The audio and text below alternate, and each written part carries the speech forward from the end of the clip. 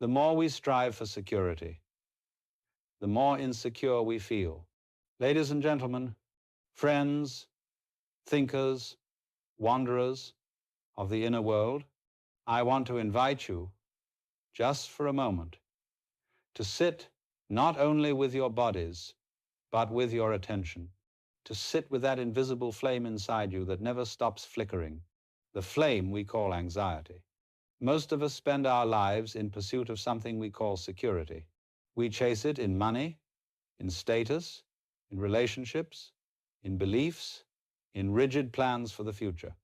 We chase it like a thirsty traveler crossing a desert, convinced that if we walk far enough, work hard enough, think long enough, we will reach that magical oasis, the state where nothing can go wrong, where nothing can hurt us, where nothing is uncertain.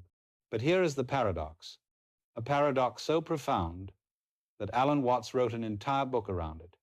The more we strive for security, the more insecure we feel. Why? Because security, real, permanent, unshakable security, is an illusion, the root of the paradox. You see, the nature of life itself is change. Everything is in motion. Your body, your thoughts, your relationships, your plans, even the cells under your skin are dying and renewing every second. And yet, we are taught to build a life that does not change, to make sure everything stays stable, predictable. We fight the nature of existence. We fight the wind. We fight the river. We fight time. And naturally, we lose. Because how can something that is constantly shifting ever be made permanently stable?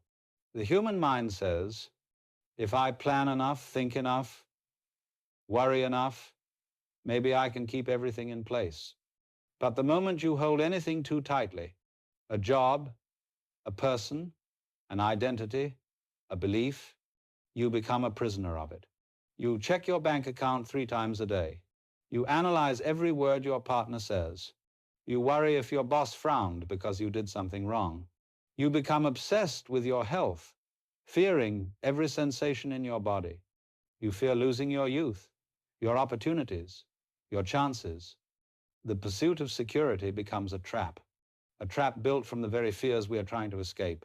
And suddenly, life becomes a continuous rehearsal for a future that never truly arrives. The mind that cannot rest.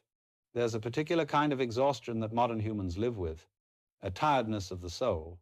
You lie in bed and the mind whispers, what if I lose what I have?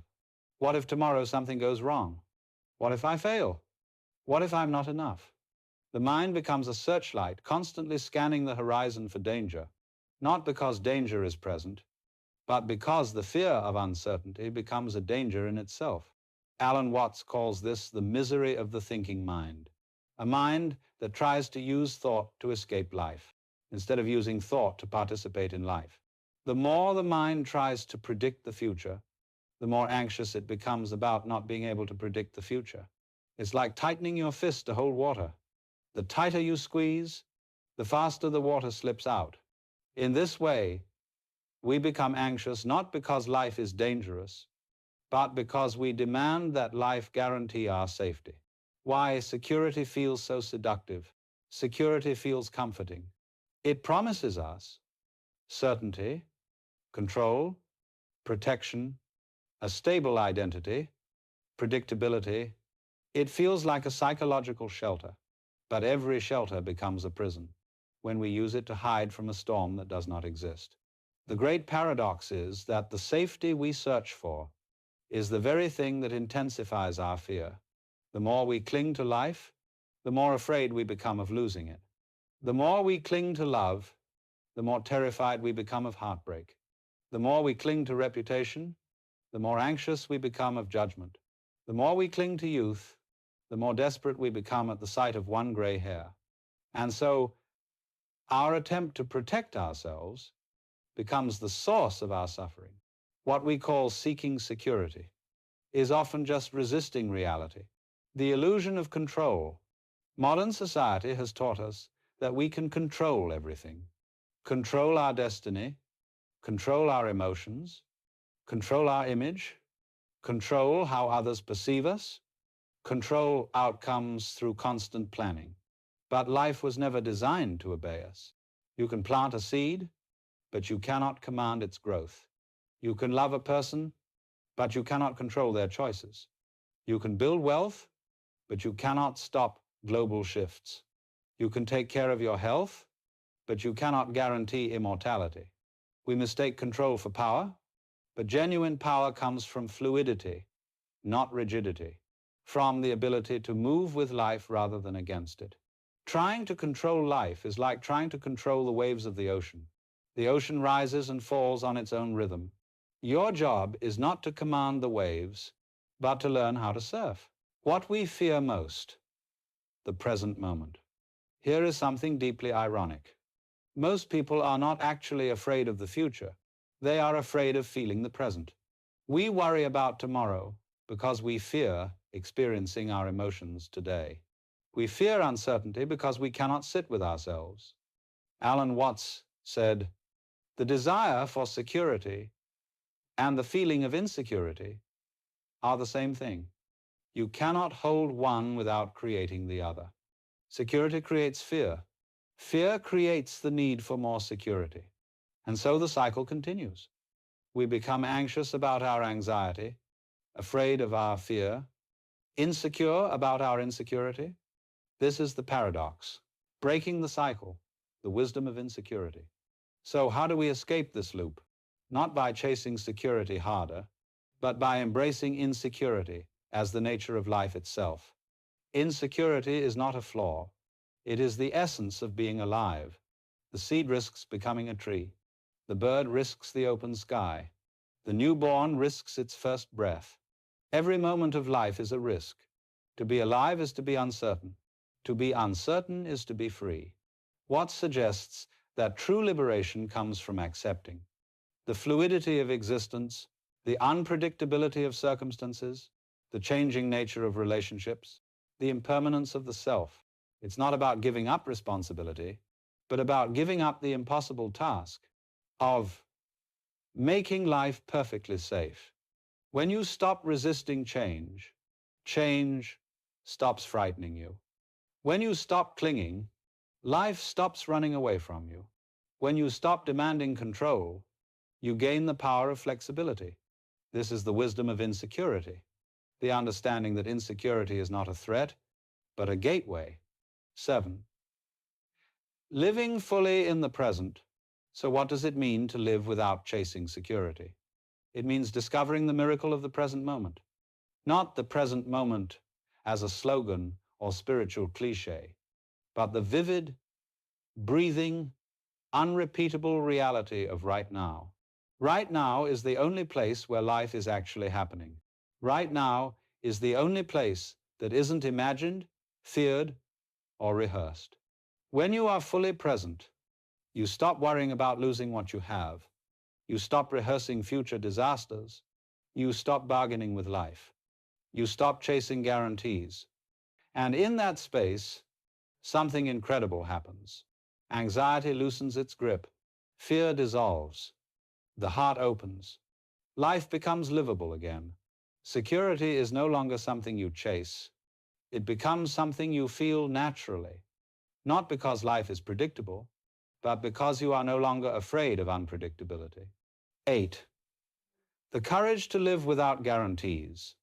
Let me say something very gently. You don't need life to guarantee your safety. You need the courage to live without guarantees. This courage is not dramatic.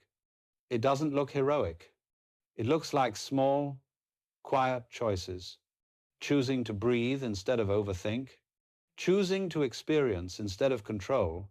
Choosing to accept instead of resist. Choosing to trust instead of fear. Choosing to live instead of merely plan. Courage is not the absence of fear. Courage is the willingness to feel fear without running from it. And once you stop running, fear loses its power. 9.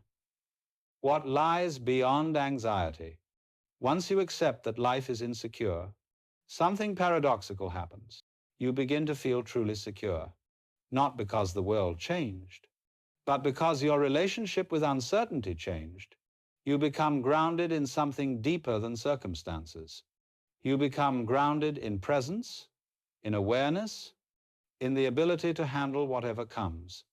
And that, my friends, is the only real security that exists. 10. Closing. Reflection. So I invite you, as gently as I can, to loosen your grip, to soften your fear, to let go of the exhausting need, to make life safe. You were not born for a controlled existence. You were born for an authentic one. Let insecurity be your teacher. Let uncertainty be your companion. Let life unfold not as you plan, but as you participate. For in the end, the more we strive for security, the more insecure we feel. But the more we embrace insecurity, the more fully we live. Seekers, wanderers, and those who have grown tired yet quietly hopeful of the endless chase, let us sit together for a while, not as lecturer and audience, but as fellow travelers on this strange, marvelous, and occasionally maddening journey called life.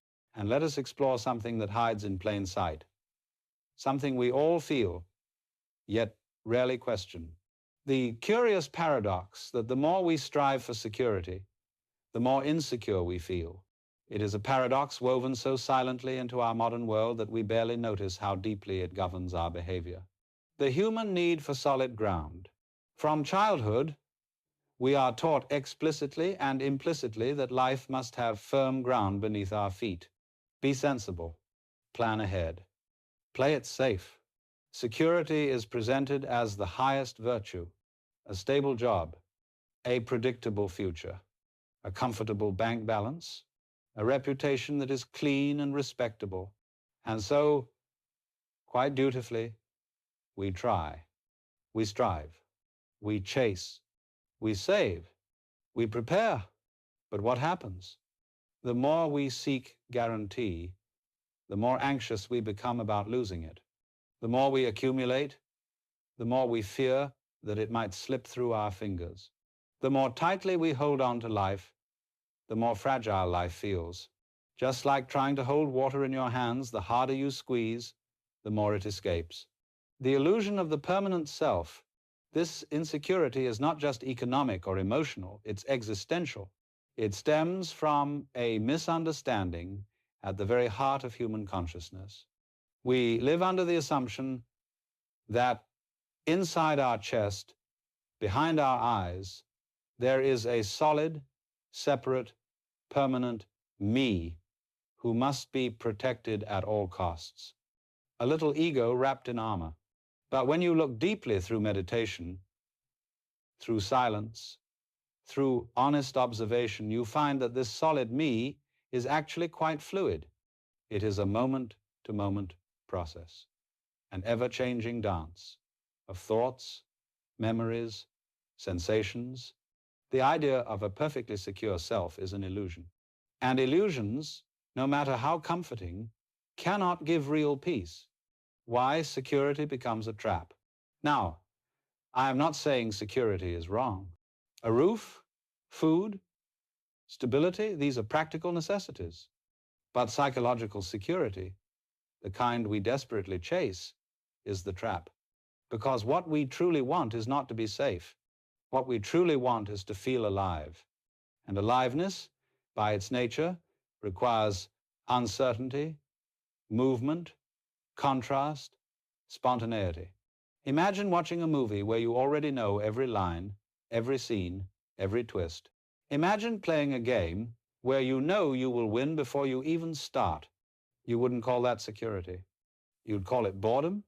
Yet this is precisely what we try to do with life, to script it, predetermine it, secure it, control it, and in doing so, we drain it of its magic.